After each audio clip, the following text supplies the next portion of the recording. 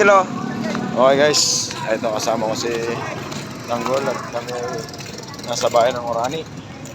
Ayan po, bayan ng Orani ito. Tapos yan po yung kanilang malaking simbahan. Bayan ng Orani.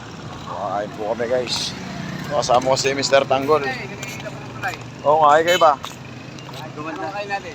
Gumaganda yung bayan ko Orani eh. Mr. Tanggol, ayan po. May kasama po kami mga kukuwaran din sa bayan Maribeles kaso ba't marabo? Balbaro, may number ka. Ayan po ang guwapo. Ito lang pinakagwapo sa kanya po si Boss May number ka Tanggol. ba ni Balbaro? Wala. Tama sa ulo yun eh. Balbaro? Ayan guys, nalakad kami. Galing kami sa simbahan ng Orani guys. Balbaro. Pero trailer. Ito po ang lugar ng Orani. Ayan po. Driver na mamasada yun.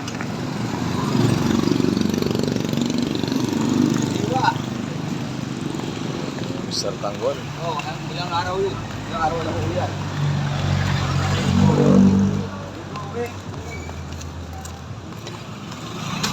Kaya maging lagalag yung mga anak na ito. Guys, kaway ka naman, Matt. Kaway ka naman sa mga fans natin. Ayan po si Mr. Tanggol. Isa sa aking mga... Kung ano? Mag-electric bike ka? Mag-electric bike kayo sila. Chard, eto sila Chard! Uy! Papromote natin mga motor nila rito.